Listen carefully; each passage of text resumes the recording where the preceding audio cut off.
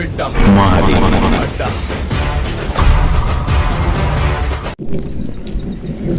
So hello hi guys, welcome back to మారి అడ్డా. So ఈరోజు మీ ముందుకైతే ఒక కొత్త పర్సన్ని తీసుకొచ్చినాను. సో అది ఎందుకు తీసుకొచ్చినా అంటే, సో మనలో ఉన్న యువత చెడు మార్గాన్ని ఎంచుకుంటుంది, సో చెడు దారికి పడుతుంది, సో చాలా అనేక రకాల ఇబ్బందులు పడుతుంది. సో అందుకనేసి కొంచెం అనుభవం ఉన్న వ్యక్తిని సో మీ ముందుకైతే తీసుకొచ్చాను. సో రెండు మాటలు మీకు కూడా ఉపయోగకరంగా పడతాయి అనేసి ఉద్దేశంతోనే నేనైతే ఒక ఇంటర్వ్యూ తీసుకొచ్చాను. సో అన్న, థ్యాంక్ యూ అన్న, వన్స్ అగైన్ నిన్ను పిలవగానే వచ్చినందుకు. సో యువతకు ఉపయోగపడుతుందంటే నా ఒక అనుభవాలు స్ట్రగుల్స్ ఏమున్నాయని పంచుకుందామంటే ఓకే అని వచ్చిన. అవునవును, చాలా. ఎందుకంటే తెలియకుండానే అసలు యువత అసలు చెడు మార్గం ఎంచుకుంటుంది. ఎంతో కొంత మా వంతు కృషి. సో ఇప్పుడు మనం ఎలా అంటే ఒక డైరెక్ట్గా నలుగురికి చెప్పగలం. సో ఈ వీడియో ద్వారా ఇక్కడున్న పర్సన్స్ని కాకుండా ఇంకా చాలా మందిని చూసే వాళ్ళకి మేము చేస్తుంది నిజమే, తప్పు అనే ఒక మార్గాన్ని 100% మనకు ఉన్నటువంటి ఏవైతే ఉన్నాయో వాటిని పంచుకొని నలుగురు మారుస్తారంటే ఏమున్నది, మార్పుకై మనం చేయాల్సిన అవసరం ఉంది. అవును, సో అదే ఎంతో అనుభవం ఉంది. సో యువత గురించి మీకు తెలుసు చాలా, మీరు కూడా వెల్ ఎడ్యుకేటెడ్. సో అందుకనేసి ఎంతో కొంత ఏంటంటే నాకు కొన్ని ప్రశ్నలు ఉన్నాయన్న. ఏంటంటే యువత ఏ విధంగా ముందుకు వెళితేనే మన భారతదేశం ఆ విధంగా డెవలప్ చెందుతుంది. భారతదేశమే కాదు, యువత ఎక్కడైతే ఉంటుందో యువత మీదనే స్ట్రాంగ్ గా ఏ దేశంలో అయితే యువత ఎక్కువ ఉంటుందో ఆ దేశం బలంగా ఉంటుంది. సో ఈ యువత, అదే యువత మన తెలంగాణ ప్రాంతం కానీ మన భారతదేశంలో యువత చెడు వ్యసనాలకు అలవాటు అయిపోయి అసలు మనం చేస్తున్న పని ఏంది ఏం గుర్తించుకోలేకుండా బానిసలుగా బతుకుతున్నారు. సో అలా కాకుండా ఉండడానికి మన వంతు కృషి మనం చేద్దాం అనేసి నేను పిలిపించాను. రైట్, నీకు ఉన్నటువంటి క్వశ్చన్లు ఏవైతే ఉన్నాయో వాటిని అడుగు. సో ఖచ్చితంగా తెలిసినట్టుగా నాకు అనుభవంగా ఉన్నదాన్ని నేను ప్రజలకు మన అందరికి తెలియడానికి సో ప్రయత్నం చేస్తా. ఫస్ట్ క్వశ్చన్ ఏంటంటే, యువత మెయిన్ గా చెడిపోవడానికి గల కారణం ఏంటంటే ప్రేమ. ఈ ప్రేమ యువతకి ఎప్పుడు మొదలవుతుంది, అసలు ఎప్పుడు మొదలవ్వాలి? అసలు ఇవన్నీ మనం తెలియాలంటే ముందుగా ప్రేమ అంటే ఏంది, ఓకే, ప్రేమ అంటే ఏంది, అట్రాక్షన్ అంటే ఏంది, ఇది తెలియాలి. ఓకే, అట్రాక్షన్ అన్నప్పుడు ఎట్లా ఉంటుందంటే బాడీలో వచ్చేటువంటి హార్మోన్స్ ప్రభావం వల్ల ఎవరికైనా సహజ సిద్ధంగా దేవుడు బాడీలో మన ఇప్పుడు ఎట్లా అయిందంటే మనం తీసుకునే ఫుడ్లో చేంజెస్ వచ్చింది. పిల్లల్లో మొబైల్ ఇవ్వడం, మొత్తం వాళ్ళు ఏ విధంగా యూజ్ చేస్తున్నారు మొబైల్ మన తల్లిదండ్రులు చూస్తలేరు. కాబట్టి దీని ద్వారా ఏమైందంటే ఆటోమేటికల్లీ మెంటల్లీ అండ్ ఫిజికల్లీ వాళ్ళ బాడీలో మార్పు రావడం వల్ల 100% అది అట్రాక్షన్ అయినా ప్రేమే అనుకుంటారు. సో క్యాజువల్ ఇప్పుడు ఏంటంటే 8th class to 9th to 10th ఈ క్లాసులలో కూడా ప్రేమ అనేది పచ్చబొట్లు వేసుకుంటా, ఇలాంటి చాలా చూస్తున్నాం మనం. సో దానికి ఏమంటావు? సమాజ సేవలో నేను ఉన్నాను, ఇలాంటి కేసులు నా దగ్గర వచ్చి నేను డీల్ చేసినట్టు సందర్భాలు కూడా ఉన్నాయి. ఓకే, కాబట్టి ఇప్పుడు నువ్వు అడుగుతున్నావు కాబట్టి ప్రజలకు కూడా తెలియాలి. అవును, ఏమన్నా అంటే తల్లిదండ్రులారా మీకు నేను ఏం చెప్తున్నానంటే, పిల్లల పట్ల మీరు వాళ్ళ యొక్క నడవడిక ప్రవర్తనను మీరు అబ్జర్వేషన్ చేయండి. పిల్లలకు ఒక అమ్మాయి ఉందనుకోండి, అమ్మాయి ఏజ్ వచ్చే వరకు మాత్రమే అక్కడ అన్న అయినా ఇంకొకరైనా వాళ్ళకి దగ్గర హత్తుకొని ఉండే విధంగా మీరు ఛాన్స్ ఇవ్వకండి. ఎందుకంటే ఆటోమేటికల్లీ ఇప్పుడు తింటున్నటువంటి ఫుడ్లో చేంజెస్ వస్తున్నాయి. కాబట్టి దూరంగా ఉండడానికి ప్రయత్నం చేయండి. సొంత ఇరుగు పొరుగు వారి అన్నదమ్ములు అయినా కూడా ఎట్లాంటివి హత్తుకుంటాం కదా, ఆ విధంగా కాకుండా దూరం ఉండాలి. ఎందుకంటే హత్తుకున్నప్పుడు ఆటోమేటికల్గా మెంటల్గా ఈ విధంగా తయారవుతున్నారు. ఇప్పుడు పిల్లలకి ఎట్లా ఉన్నదంటే దగ్గర వాళ్ళు దూరం వాళ్ళు అనేది కూడా లేదు. ప్రేమలు మనం చూస్తున్నాం కదా. ఇప్పుడు మనం అలా అంటున్నాం కదా. ఇప్పుడు ఏంటంటే ఇలాంటి ప్రేమ మనకు దొరకనప్పుడు మన ఇంట్లో మనం హత్తుకొని మనం ప్రేమ మన కన్న తల్లిదండ్రులు మన బంధుమిత్రులు ప్రేమ చూపించినప్పుడు ఇన్ కేస్ మనం కాలేజ్ లైఫ్లో కానీ సడన్ గా ప్రేమ యుక్త వయసులో చూపించగానే ఇదే ప్రేమ పెద్దగా అనుకుంటున్నాను అనేది అది చెప్తలేను. బాడీ ఒక ఆడ ఒక మగ బాడీ స్పర్శ అయినప్పుడు హార్మోన్స్ ప్రభావం పడతాయి. కాబట్టి ఆ విధంగా దూరం ఉంటే బెస్ట్ అంటున్నాను నేను. ఓకే, ఎవరైనా ఆ విధంగా ఉంటే జర మంచిది అని చెప్తున్నా నేను చెప్పే కోణం ఏదైతే ఉంది అది. ఇప్పుడు నువ్వు కాలేజీ ఆ లెవెల్ అంటున్నావు కదా, కాలేజ్ ఆ లెవెల్ ఎట్లా ఉంటుందంటే అందరు కాలేజీ ఏ లెవెల్ నుంచి ఒక అమ్మాయి ఒక అబ్బాయి తను చూసి నవ్వడం ఏదో చేసిందంటే మన చుట్టుపక్కల ఉన్నవారే దాన్ని లవ్ దగ్గర తీసుకెళ్తారు. చాలా ఎట్లా అంటే వాడు మనసులో ఉద్దేశం లేకపోయినా కూడా మెయిన్ రీజన్ ఇవ్వడంటే అరే ఫలానా అమ్మాయి నిన్ను చూసి నవ్వుతుంది, నిన్ను ఇష్టపడుతుంది, లేదా అమ్మాయిలైనా కూడా, అమ్మాయి అబ్బాయి ఇద్దరు కూడా ఏం చేస్తారంటే అబ్బాయి నేను చూసి నవ్వుతున్నాను, నిన్నే చేస్తున్నాను, ఎంకరేజ్మెంట్ అనేది చేస్తారు. ఎందుకంటే వాళ్ళకి లవ్ అవి తెలియదు. ఓకే, ఆ విధంగా చేయడం వల్ల ఏమైందంటే అట్రాక్టివ్ అవుతారు. అయిన తర్వాత అది ఏం చేయాలంటే మీరు ప్రేమించుకోవడం మేము తప్పంటలేను, ప్రేమించుకోండి. ప్రేమించుకున్న తర్వాత మీరు మీ కాళ్ళపై నిలబడే వరకు ఆ ప్రేమను ఆపుకొని వివాహం దాకా తీసుకుని వెళ్ళండి. ఆపుకొని అంటే ఎక్కడ వరకు ఆపాలి, అంటే ఎప్పటిదాకా స్టేజ్ వరకు? ఏ స్టేజ్ దాకా అంటే మనం ఇప్పుడు కాలేజ్ అంటే మనకు 16, 17, 18 ఏజ్ నుంచి స్టార్ట్ అవుతుంది. అప్పుడే మన యొక్క లైఫ్, ఒక జీవితంలో మనం అడుగులేసేది అప్పుడే, మనం ప్రేమలు పడడం అప్పుడే. ఓకే, అప్పుడు మనం ఈ లైఫ్ గురించి మనం అడుగు లేకపోతే ఆటోమేటికల్లీ మనం లోలో పడినప్పుడు ఈ మన జీవితంలో మన గమ్యం ఏదైతే ఉంటుందో దాన్ని మనకు దూరం అవుతున్నాం. అందరు అట్లా అనేది కాదు, ఇప్పుడు మనం చూస్తున్న సమాజంలో స్ట్రగుల్ అవుతున్నారు, వ్యసనాలకు తాగడానికి బానిస. ఎందుకంటే ఆ విధంగా ఉంటున్నప్పుడు రెండు వైపులో ఉంటుంది. అప్పుడు జీవితంలో నువ్వు ముందుకెళ్ళలేవు, అలాగని ఇక్కడ నువ్వు కట్టుకోలేవు. ఎందుకు? నువ్వు భారాన్ని నిన్ను నువ్వు పోషించుకోవడానికి కష్టం. అవును, అలాంటి టైంలో నువ్వు ఒక దాన్ని కట్టుకున్నప్పుడు లేదా ఒక వ్యక్తిని కట్టుకున్నప్పుడు నువ్వేం చేయగలుగుతావు?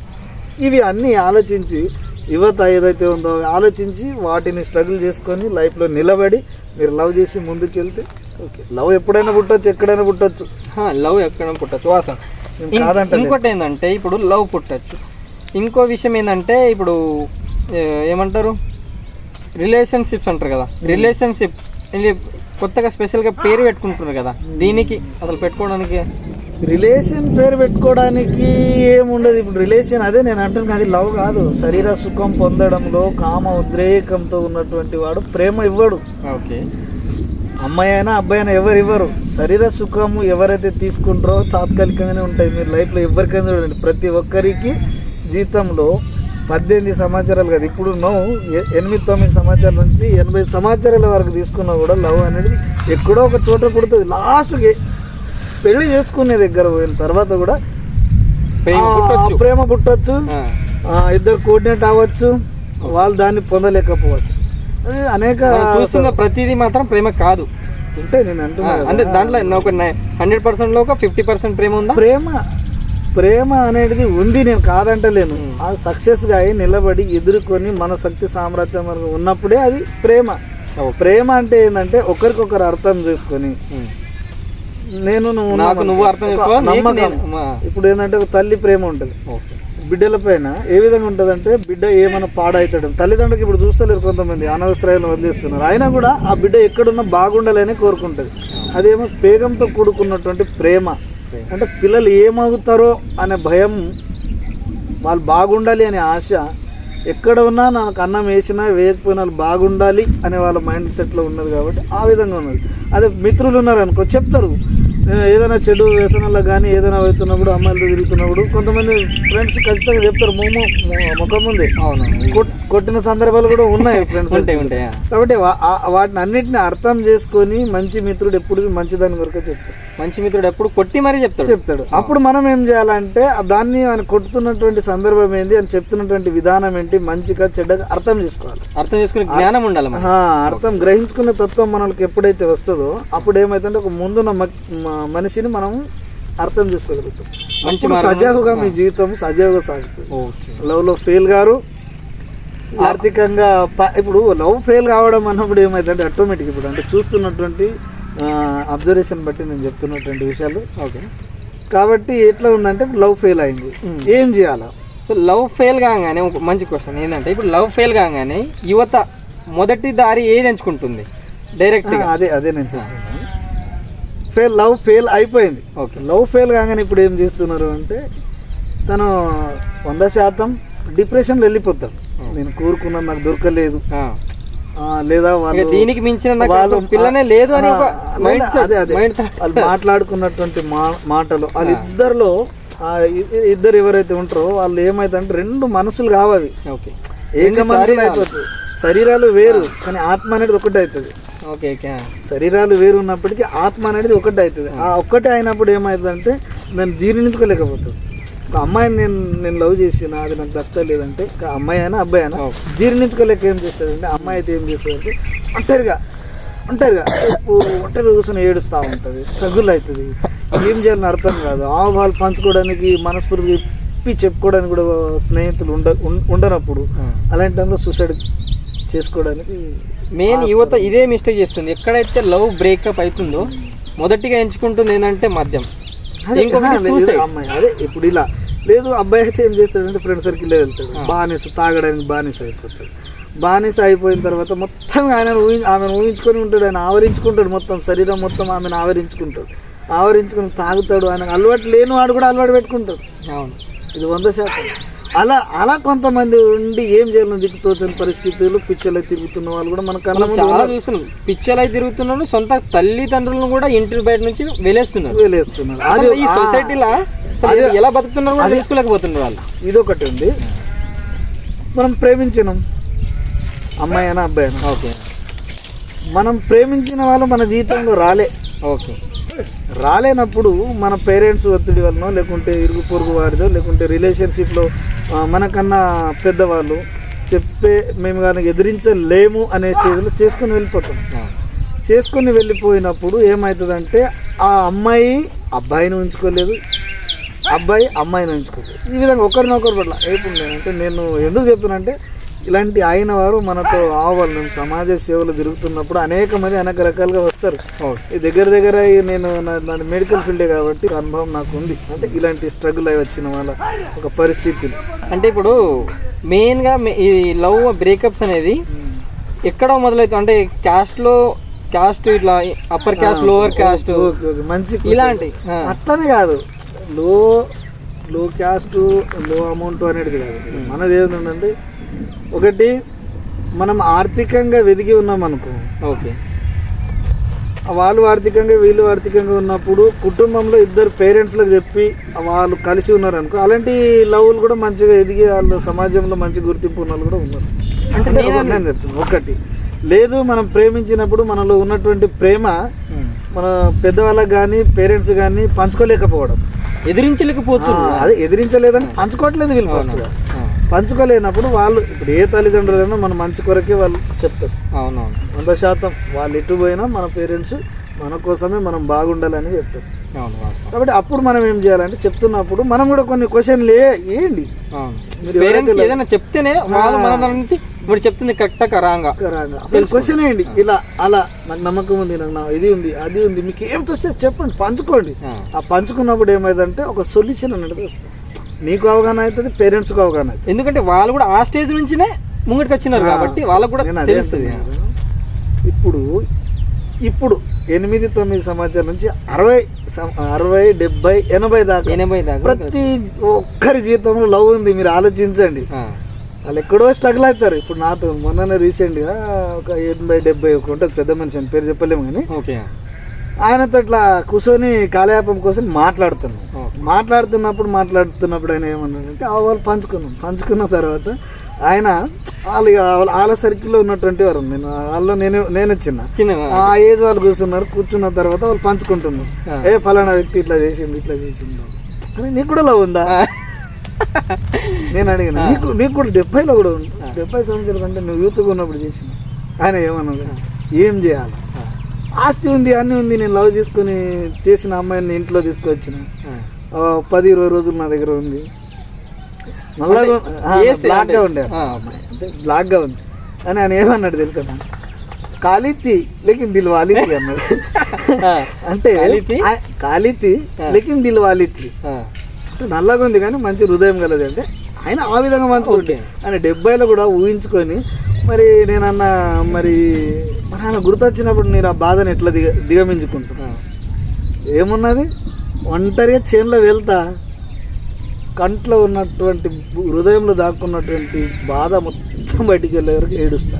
అబ్బా ఇంట్లో వచ్చేసరికి కుటుంబం ఇప్పటికే నేను చెప్పిన మాటలు చెప్తున్నాను. కుటుంబంలో వెళ్ళి పిల్లలు ఉంటారు, ఫ్యామిలీ అనేది ఉంటుంది కాబట్టి వాళ్ళతో కలిసి పోవాలి. అందుకే నేను ఏమనేది అంటే ప్రేమ అనేది మీరు కోఆర్డినేట్ అయ్యి ఇద్దరు కలిసి ప్రేమించుకున్న తర్వాత మీ కుటుంబాలు ఇరు కుటుంబంలో ఓకే అయిన తర్వాత ఖచ్చితంగా మీరు పేరెంట్స్కి నచ్చజెప్పండి. ఖచ్చితంగా మీరు బాధపడతారు, 100% బాధపడతారు. నాకు ఇప్పుడు ఏం అర్థమైందంటే నేను అంటున్నాను కదా, ప్రతి ఒక్కరికి లవ్ స్టోరీ ఉంది. మీరు ఫీడ్బ్యాక్ చూసండి, ఈ వీడియో చూస్తున్నారు కదా, మీరు వెళ్ళండి, ఆటోమేటికల్గా మీకు ప్రతి ఒక్కరికి లవ్ ఉంది. వాళ్ళని తలుచుకొని మీరు ఏడుస్తున్న సందర్భాలు ఉన్నాయి. ఈ వీడియో చూస్తున్న ప్రేక్షకులారా మీ అందరికీ ఉంది. కాబట్టి మీకు స్ట్రగుల్ అయిన దానికి మీ పిల్లల కోసం కూడా ఆలోచించండి. ఖచ్చితంగా ఆలోచించండి. మీది వినడం లేదు అంటే వాళ్ళకి మోటివేట్ చేయండి. ఆ బాధ్యత మీది. ఎందుకంటే ఆ స్టేజ్లో ఉన్నారు, స్ట్రగుల్ అయిన వాళ్ళు ఉన్నారు, ఏడుస్తున్న సందర్భాలు ఉన్నాయి. ఇప్పుడు అబ్బాయిలు అయితే సహజంగా దావత్ అది బయట పత్రిక కూడా రాకపోవచ్చు. అంటే ఇప్పటికి రీసెంట్గా నాకు స్ట్రగుల్ ఇది అవుతున్నప్పుడు ఇట్లా నాకు కూడా కొద్దిగా ఇది అయినప్పుడు నేను మంచుకున్నాను. మరి ఎట్లా మీరు ఇట్లా నేనే వాళ్ళది చేసిన ఇక అట్లాగా నచ్చజెప్పి పెళ్లి చేసిన, లవ్ మ్యారేజ్లు చేసినాం.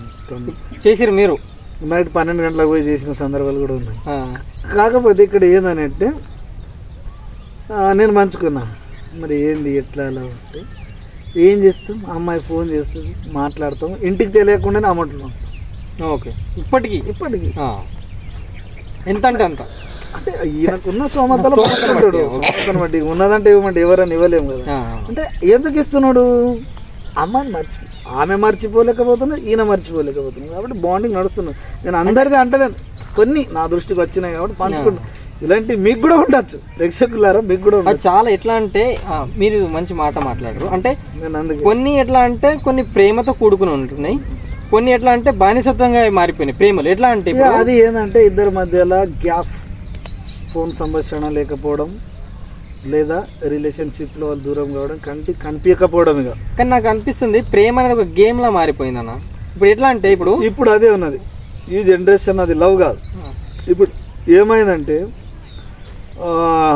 లవ్ అనేది ఓన్లీ డబ్బుతో కూడుకున్నట్టుగా అయిపోయింది. వాళ్ళొక జలసలకు అలవాటు పడి ఆయన జలస తిరగడానికి డబ్బులు పెడతలేడంటే అది లవ్ బ్రేకప్ అయిపోతుంది. అది ఆయన స్ట్రగుల్ అవుతున్నాడు, ఆమె స్ట్రగుల్ అవుతుంది. ఇక్కడ అమ్మాయి పెడుతున్నది, అబ్బాయి పెడుతున్నాడు. ఇక్కడ అందరు అన్ని వాళ్ళే పెట్టుకుంటలేరని నేను అంటలేను. కానీ 100% ఒక 80% మాత్రం బాయ్స్ పెట్టుకుంటున్నారు. ఎందుకంటే వాళ్ళకి స్తోమత లేకపోయినా కూడా నా పిల్ల దగ్గర నేను ఎక్కడ అంత చిన్న చూపు అయిపోతాననేసి వాడు ఈఎంఐస్ ఎక్కడి నుంచి అయినా కానీ ఏదో క్రెడిట్ కార్డ్, డెబిట్ కార్డ్ అన్నీ వాడుతుండు. లాస్ట్కి తీరా చూసుకునేసరికి అయితే ఇక సరిగా చూసుకోలేడు. ఒక మంచి పర్సన్ లైఫ్లోకి వచ్చి రాగానే బ్రేకప్ అయిపోతుంది. సో ఇది చాలా మనం చూస్తున్నాం. అసలు ఈ లవ్ అనేది ఒక గేమ్ లా మారిపోయింది. మనీజం లవ్ అయిపోయింది. గేమ్ అట్లా ఉంటుంది కానీ ఆ విధంగా అయిపోయింది. ఎవరికైనా ఇద్దరు మనస్ఫూర్తిగా రెండు మనసులు ఇప్పుకొని కలుసుకొని ఏకంగా ఆలోచిస్తారు కదా, వాళ్ళు 100% బాధపడతారు ఖచ్చితంగా. అంటే వాళ్ళు విడిపోయి ఇప్పుడు లవ్ చేసుకున్నారు, విడిపోయినప్పుడే కదా ఈ బాధలు ఆదల రెండు గుర్తు. కలిసినప్పుడు అంటే పెళ్లి చూసినప్పుడు ఇది చేసినప్పుడు ఆనందం ఉంటుంది కదా, లోపల పైన నవ్వుకుంటూ ఉంటారు.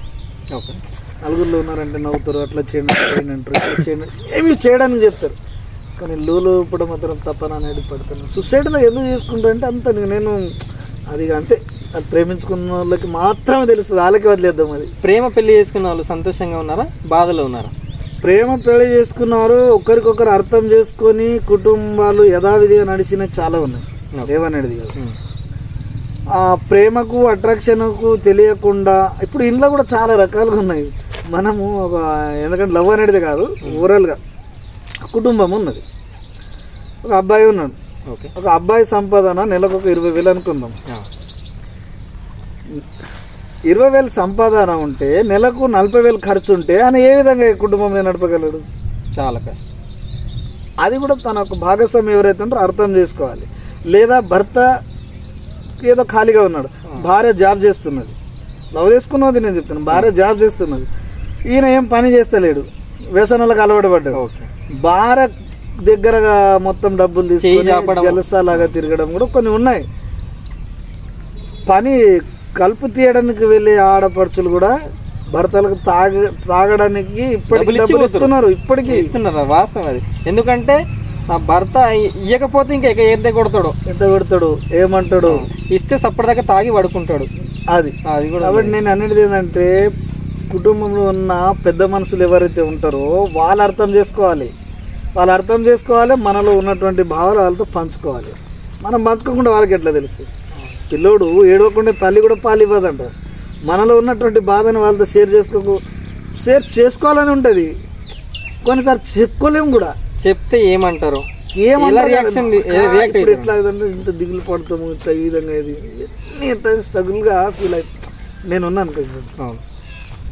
ఇప్పుడు సమాజ సేవలో నేను తిరుగుతున్నాను. సమాజ సేవలో తిరుగుతున్నా, లవ్ ఫెయిల్ అయింది, నేను ఇలా చేసిందని చెప్పుకోవడానికి నా మనసు ఒప్పుకుంటుందా? ఒప్పుకోదు. అది అందరిలో చిన్న చూపు అయిపోతానేమో. వాస్తవం. ఇది ఏంటంటే ఈ విధంగా మనం ఫీల్ అవుతున్నాం.